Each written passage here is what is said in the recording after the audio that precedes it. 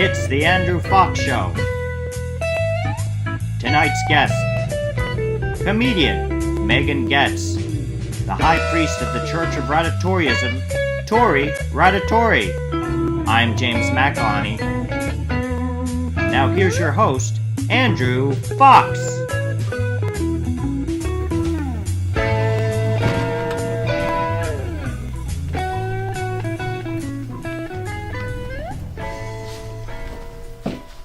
Andy.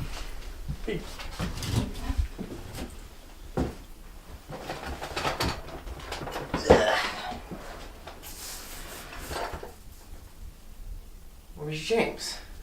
Ah, there's a note. I decided to take my talents to the open mic scene instead. Went to an open mic instead? Andy, what open mics tonight?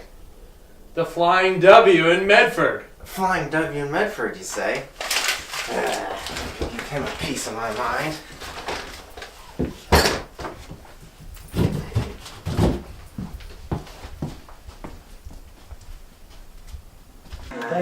Thank you very much, Cody. Thank you everyone for seeing me here tonight. You know when you have a job that you're better at than your boss? You have to just sit there knowing you're better than your boss. And he's the star of everything, not you. He thinks he's David Letterman or something. You know no one's watching.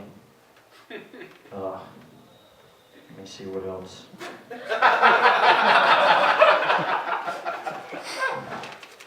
Yeah, like my boss promised me a spin-off. Like, okay, that's all. Thanks, guys. Bye.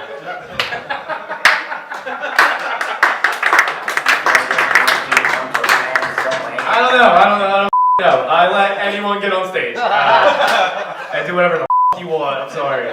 You should run a time ship.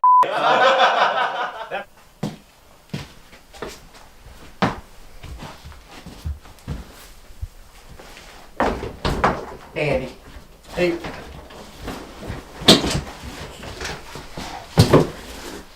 So we got a good show lined up for you tonight. Tori, Radiotori is here. She's head of the Church of Radiatorism. And comedian Megan Goetz. We'll be right back. Or at least I will.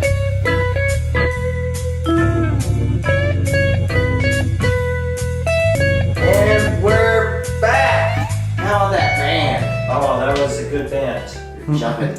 I mean, they're Really cooking tonight, guys. They're no Cage the Elephant. I agree with you. They're good. I agree with you. So James, Yes, I've been trying to become more enlightened lately. you're not already? That's true. But you can always go even more enlightened. You could go all the way up. You're trying to touch God. That's what I'm All the way up. all the way up. And I want to learn more about all the religions. Really? We don't know which one's right. Yeah, I don't. Like the Catholics believe in Jesus, I think, and then Jews do stuff. yeah. But tonight we have someone from the Church of Radiatorism. Oh, I hope really? I'm saying that right.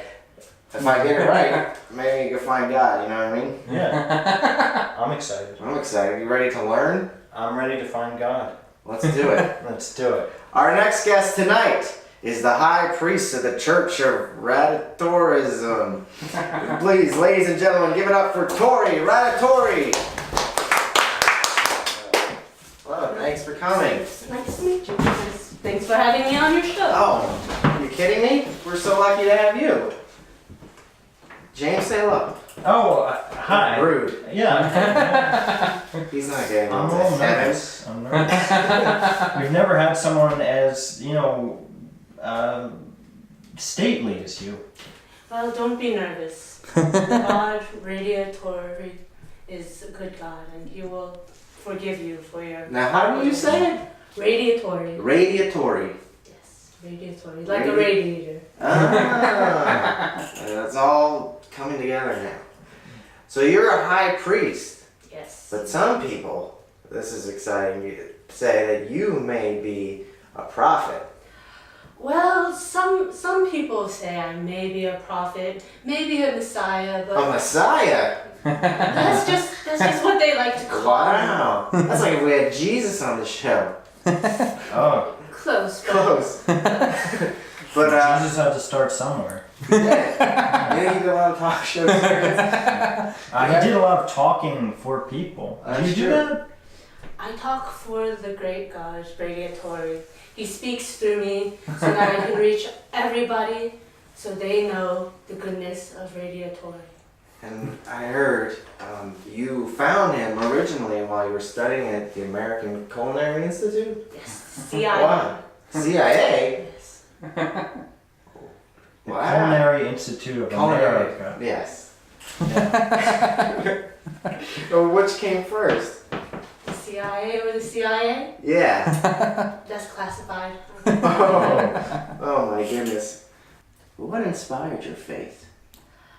Well, when I was studying at the CIA, I came across these beautiful noodles. I'm sorry to laugh, that's not right. Respect, please. Yes, I'm sorry. Well, these noodles, they were there and they spoke to me. That's when I first heard the voice of Radiotori. And he told me about the goodness, about the warmth that the noodles give, and about the goodness that the world would spread if we just all believed in Radiotori. Was your family surprised with your conversion? They were, as they had become Zedeists. Oh, They were a little scandalized by Radiotori. no. Oh, I bet. And I've been trying to convert them, but they're resistant. Do you get a lot of resistance from your path in life? Well, people, they feel uncomfortable worshiping a pasta, but you know, everyone eats, right? Yes. Right? You eat. James, Yes. look, James Yeah. does. James eats a lot. And so every day when we eat, we become one with the food, and the food becomes one with us. Yes. And in the same way, Radiotori, he gives us nutrients. He gives us life. He gives us the energy to keep going. Now, is this a part of what you say on your world tour that you're here to promote? Yes, yes. Mainly, I want to spread the goodness of Radiotori, but also I want to speak out against the flying pasta monster. The what? Oh. The pastafanarianisms. Oh, I'm sorry. Who are they? They claim to be flying spaghetti monsters. The FSM. Yes. They believe spaghetti is at the top of the pasta chain, Oh. but it should be Radiotori. Radiotori Okay. should be like the Zeus of pasta, higher than Zeus. Now, I understand you've been kicked out of a lot of Olive Gardens. They don't serve Radiotori. What? I'm sorry. I don't know. Touching subject. Have you spoken to anyone in the upper management? I tried, but they won't have it. They all have subscribed to the cult of spaghetti. The spaghetti monster. Damn the spaghetti monster. That's just everyone. It's just like when a team is winning, everyone just latches onto that team, right? It's not true belief. Yeah. It's just because it's popular. Is there any texts that we can refer to? Any that's- texts? All you have to do is eat Radiotori, and the words of Radiotori will come to you. Will come to you and inspire you. Do we have any right now? Oh, we should have had some. Oh. Should You should come back for a cooking segment sometime. buy lots of Radiotori. Oh, we All will. the time. We will. Yes. You say there's no text, but there is a text that people should start referring to, and that's your book. Yes. You wrote a book about Radiatorism? Yes, Radiotori. What's that do about? That should be out. It actually came out last week. Oh, we should have a copy here. It's alright. You have me here. I have you here. I am like the text. I'll follow up on Olive Garden. Did you hear about the family that named their kid after Olive Garden? What do you think of that? What's your thoughts on that? Well, as I changed my name from some heathen name to Tori Radiatori, Uh-huh.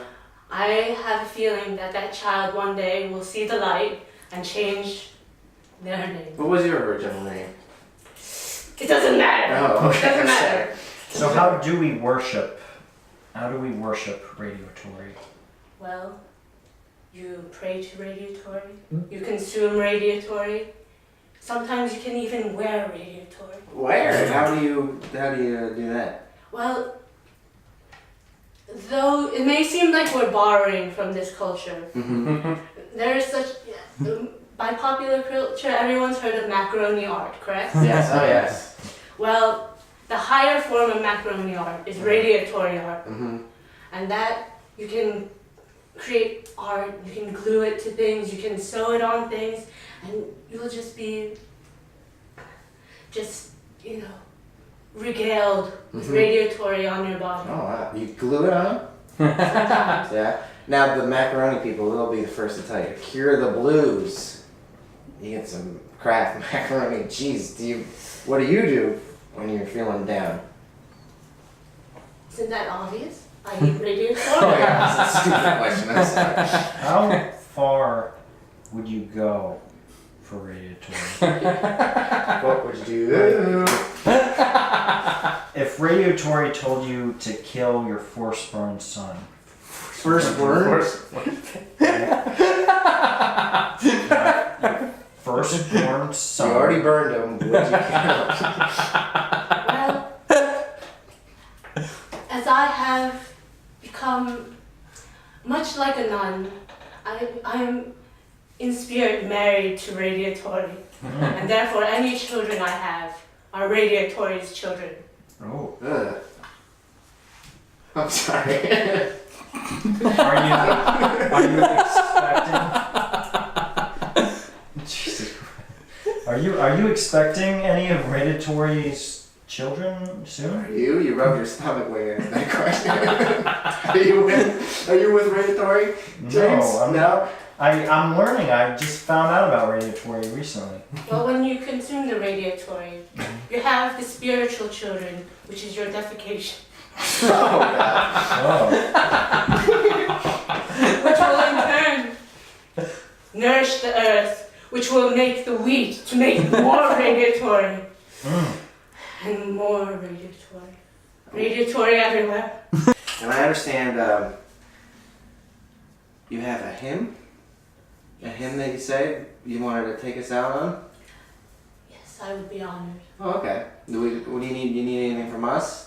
To get to close your Can eyes? we join in it? Yes, well, you can just kind of do it, kind of ooh, kind of in the background with reverence. This is the story of Radiotori. Radiotori, the wonderful pasta god.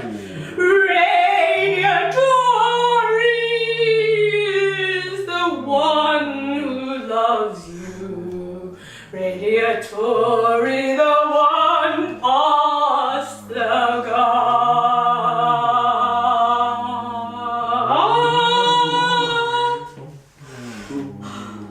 Oh my God. Well, thank you so much for Thank you coming. for having I wish me. you the best luck with your book and the world tour. I think this is going to be top 5 religions by next year. And it's going to be all thanks to you. Yes. Well, Tori Radiotori, everybody. We'll be right back with Mike and Goetz.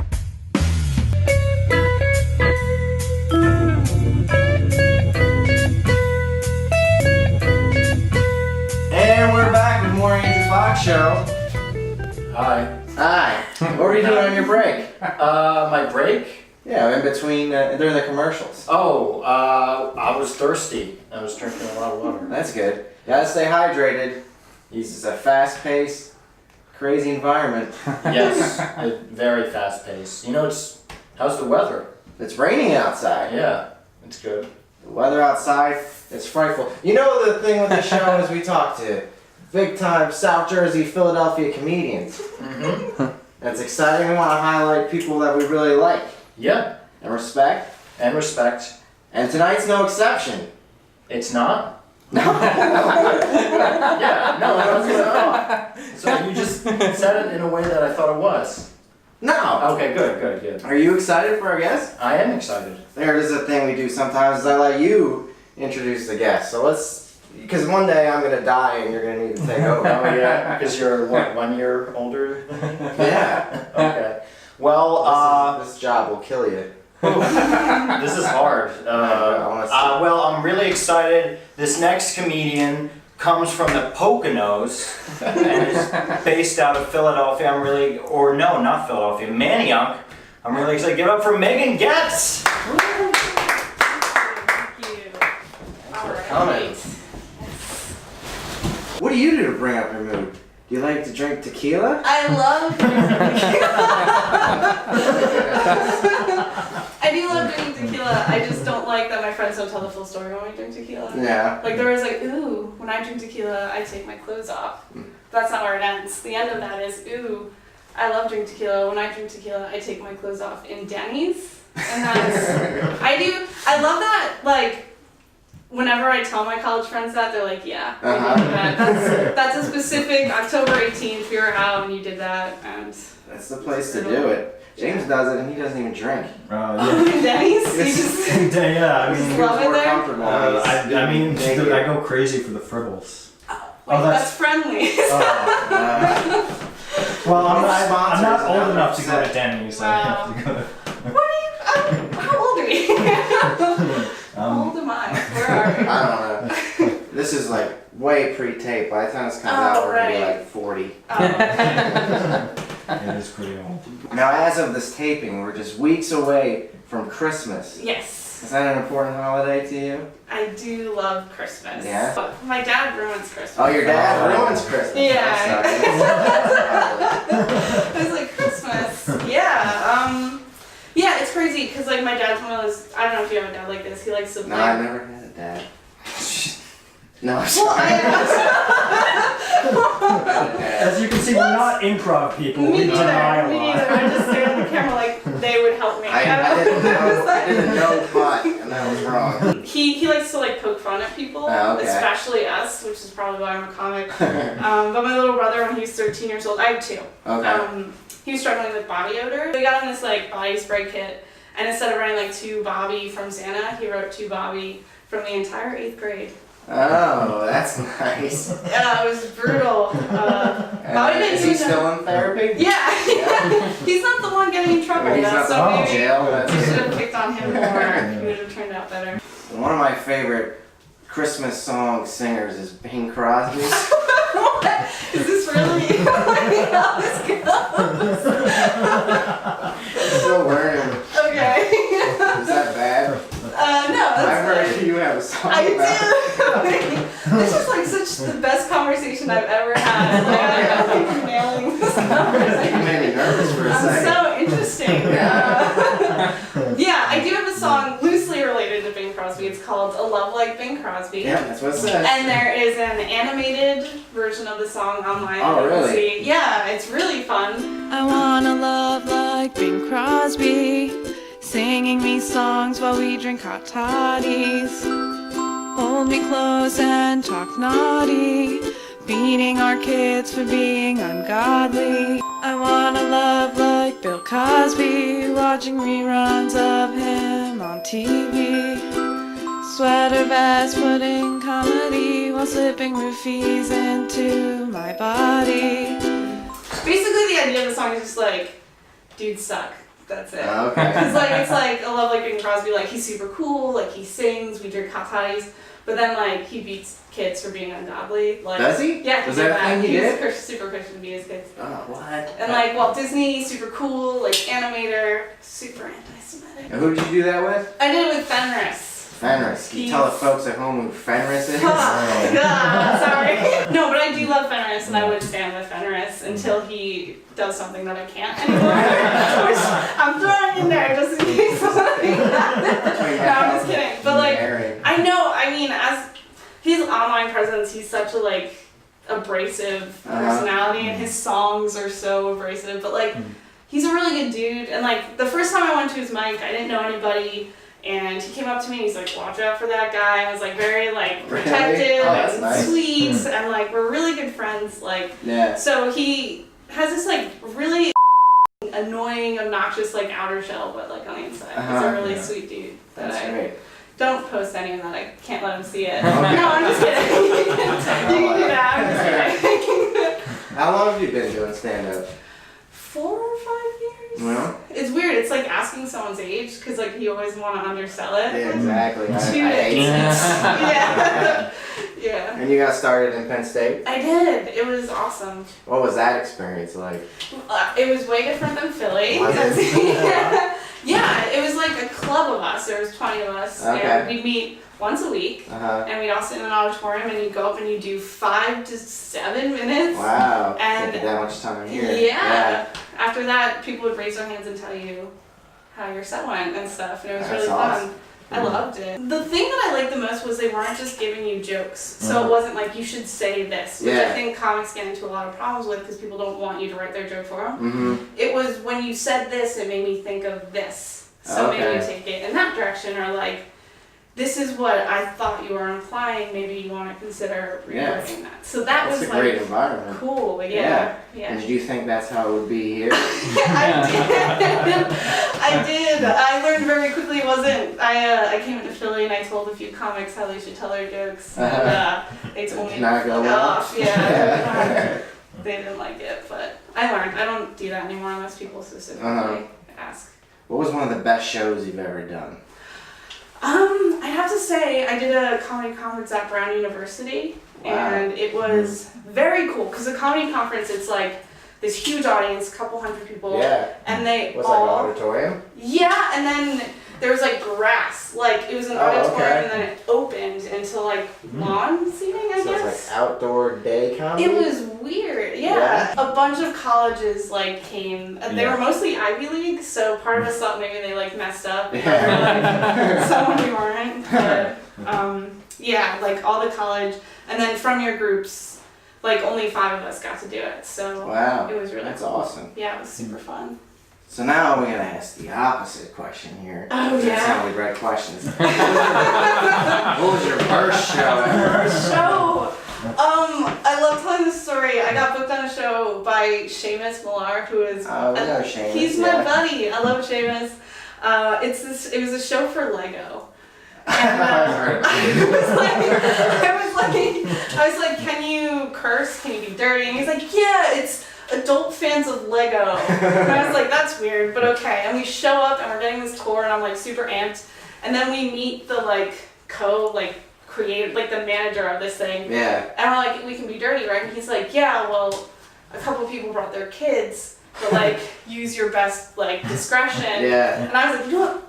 F them, like I'm gonna do my loop joke, like it'll be fun. And then I get out there and it's just a wall of tired 7-year-olds. Sitting like this, like staring up at me. I tanked so hard for that show. Yeah, that was bad. Noah Houlihan was on that show. Yeah, he was. He said he got yelled at for calling them Legos because the plural's still Lego or something ridiculous. After the show, they came up to us and said, oh yeah, every time you said Legos, it was like snail scratching on the chalkboard.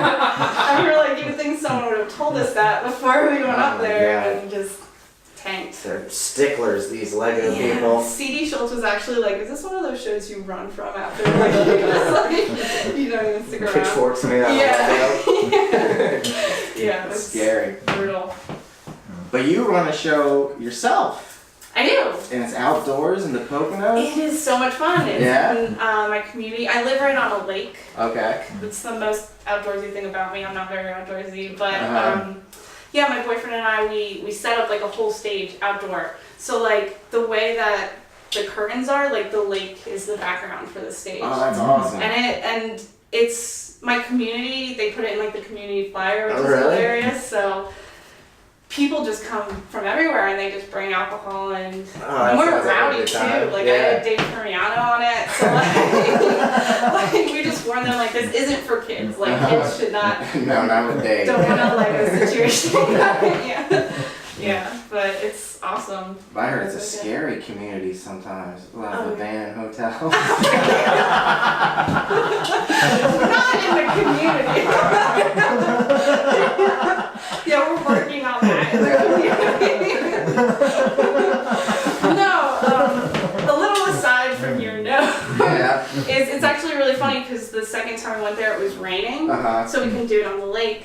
So we had it in the community clubhouse. Who my mom told me like the week before there was like a seance there or something. Oh, really? Yeah, and like they found like a little girl or something. So we were just like, drowned in the lake. Yeah, right. We're like, that's the perfect arena for comedy. Let's just get in there and do it. Awesome. But yeah, there's a lot of abandoned honeymoon hotels, and I don't know. I think that's because like in the 70s it was way easier to kill your wife and get away with it. But in the woods. Anyway. Now, what's your social media presence? Where could the people find you? We're gonna have it like right here, and everyone can read and come find you.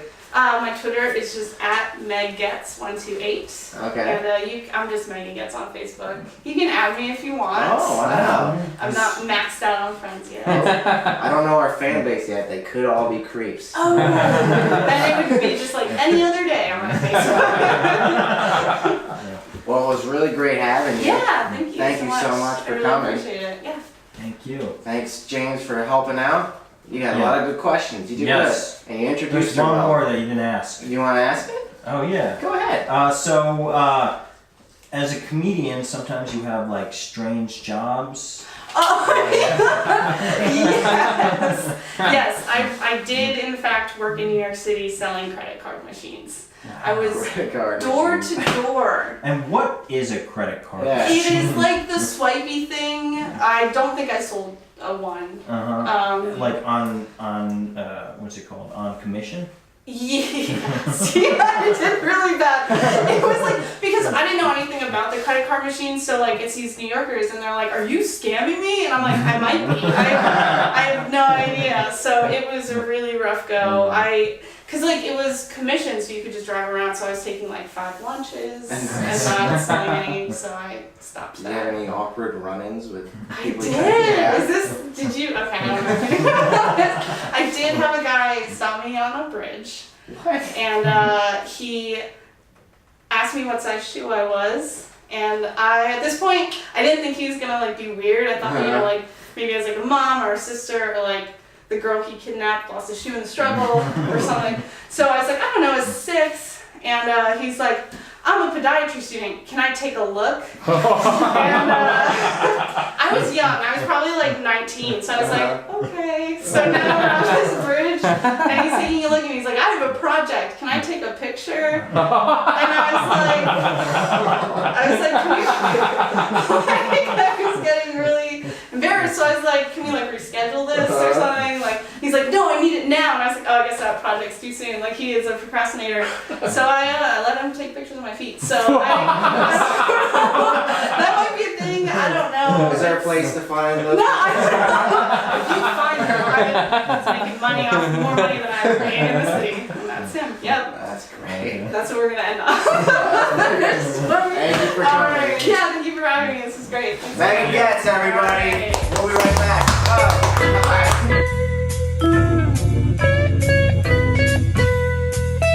And that about does it for this episode of the Andrew Fox Show. I want to thank Megan Getz and Tori, Radiotori.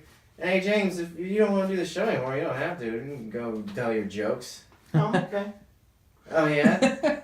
Yeah, it's fun. Are you sure? Yeah. Did you learn a lot today? Did you like talking to Megan Getz? It's a fun show, isn't it? It is fun. We'll be back next week. Good night, America.